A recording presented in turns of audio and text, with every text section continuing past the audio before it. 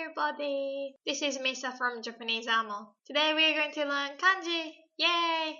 If you've watched my hiragana video, I've already told you that don't care about stroke orders. I show you the right order, but nobody cares, except for nitpickers. And I want us to be cool, badass learners who don't nitpick over people's mistakes. First, I'll introduce you the easiest kanjis on earth. This is 1, 1, 2, 3, 3. So easy, just lines. Unfortunately, from number 4, it gets a tiny bit more difficult, but we will learn them in later lessons. Next up, this kanji means person. It looks like a person, right?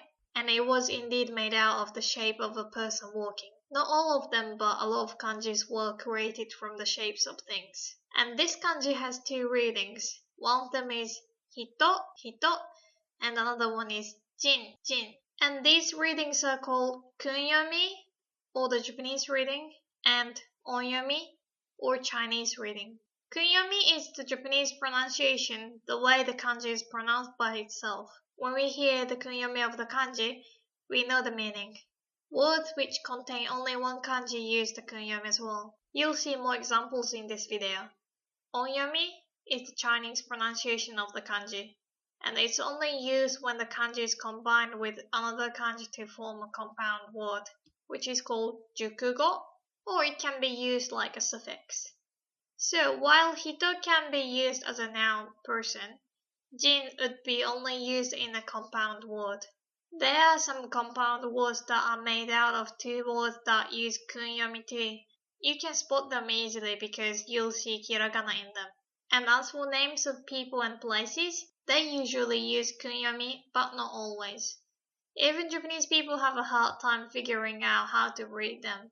In fact, when you name a baby, you can use whatever kanji you want and read however you want. And some lunatic parent decided it's a good idea to name their children Pikachu. It's cute, but Pikachu, really? And chose the kanji for lightning and mouse. This type of naming is called a kira name.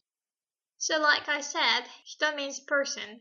So if you want to say this person or that person, you'd use hito. So you'd read these as kono hito, ano hito. But when we have a word like American as American person, we use jin like a suffix. So America jin is how we say American. It works for any nationalities. English person, we say Igirisujin, Igirisujin. Canadian, Canadajin, Canadajin. Australian, Australiajin, Australiajin.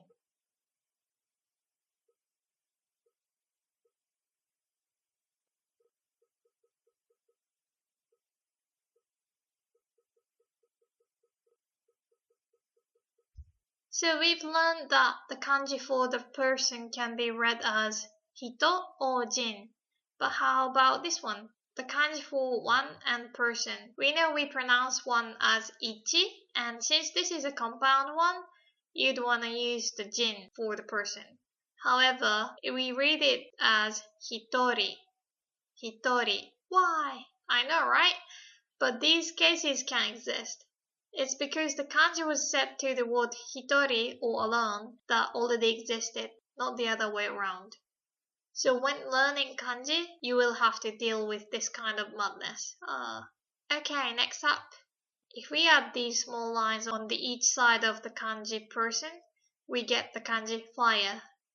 The kunyomi or the Japanese reading is hi, hi. So as a noun fire, we must say hi.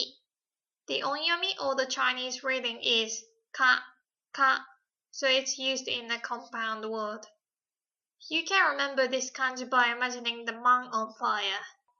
An example of compound word that uses ka as a reading is kayobi, which means Tuesday, literally fire day.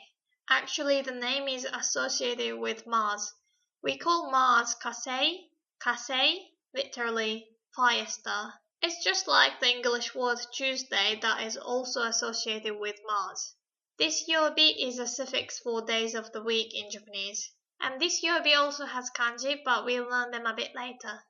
Next, if we add a vertical line to the kanji person, we get the kanji for big. This kanji is also created by the shape of a man spreading his arms.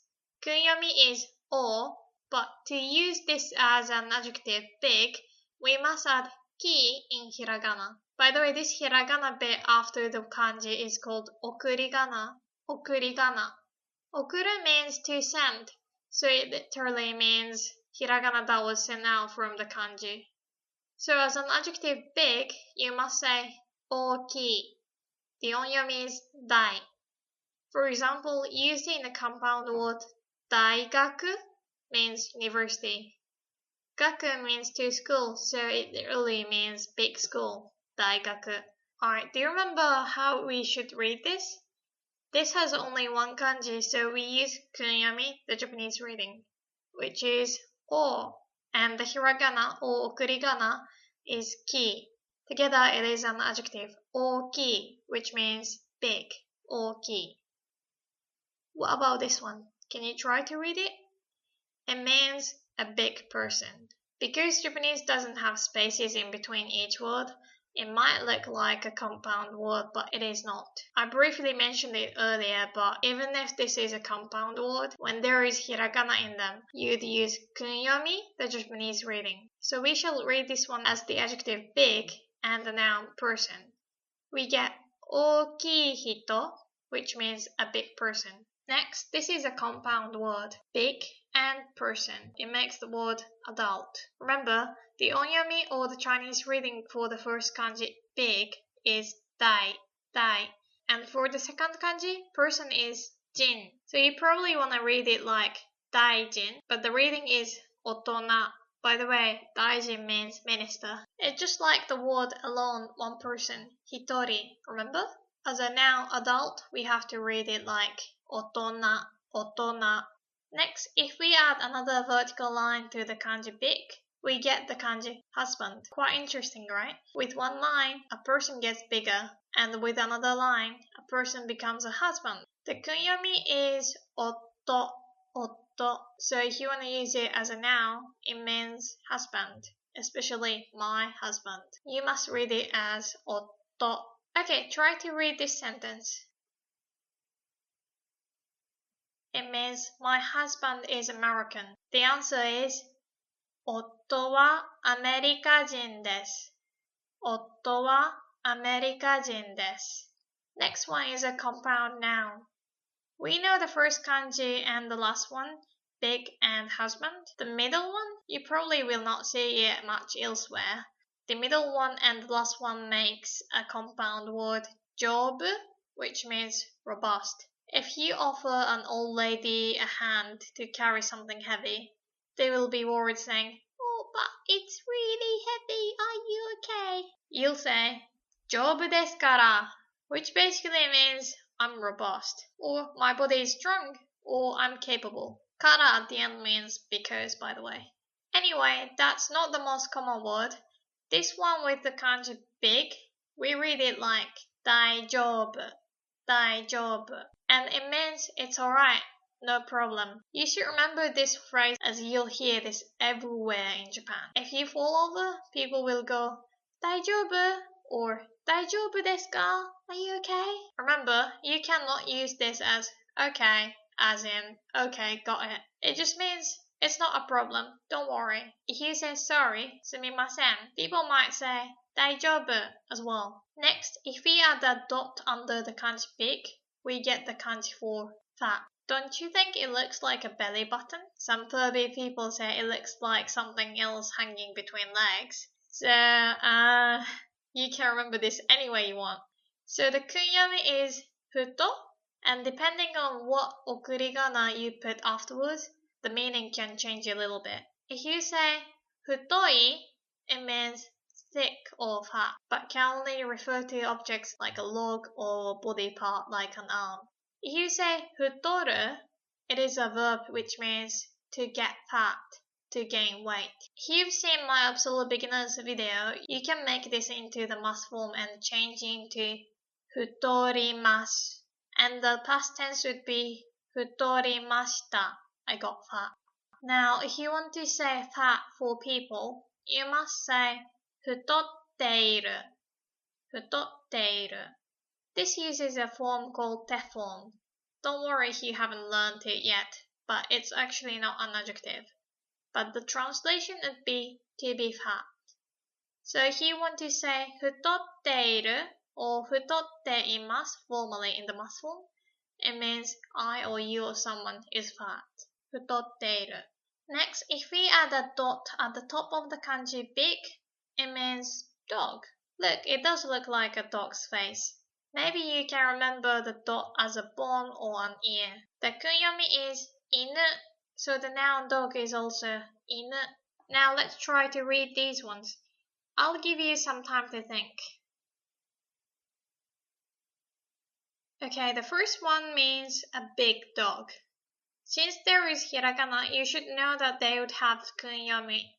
So we read it like ookii inu. Ookii inu. The second one has a belly button or whatever you think it is. So it means fat. So for the word fat, for people or living things, you'd say futotteiru, right? Futotteiru. So we must read this like futotteiru inu, a fat dog. Futotteiru inu. Okay, let's review the kanji we learned today. Can you remember the meanings of each kanji? Person, fire, big, husband, fat, and dog. Now, how to read them. I'll say the kunyomi first and then onyomi for them. For person, hito and jin. For fire, hi and ka. For big, o and dai. For husband, otto or hu. For fat, futo, like futoi. For dog, inu. Before we finish, we will do some exercises. Let's try to read this one. I'll give you some time. 大きい犬が欲しいです。Something が欲しいです means I want something. So this sentence means I want a big dog. Next, this one. Again, I'll give you some time to think.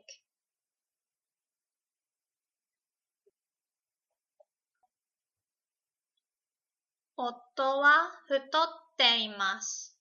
夫は太っています。My husband is fat. And the last one. 今日 means today and then the wa particle. 今日は and 火曜日です。今日は火曜日です。Today is Tuesday. Phew, we are done for today. It took a long time to make this video, so you should spend some time to learn the kanji I showed you too. If you like this kanji video, I'll make a series, so please subscribe, like the video, and leave a comment. Thank you so much for watching. If you've made it to the end, please let me know. If you say something like, Misa, I made it to the end, or even in Japanese, 最後まで見たよ. That will really help me to know whether these videos are good length. じゃあまたね. See you later.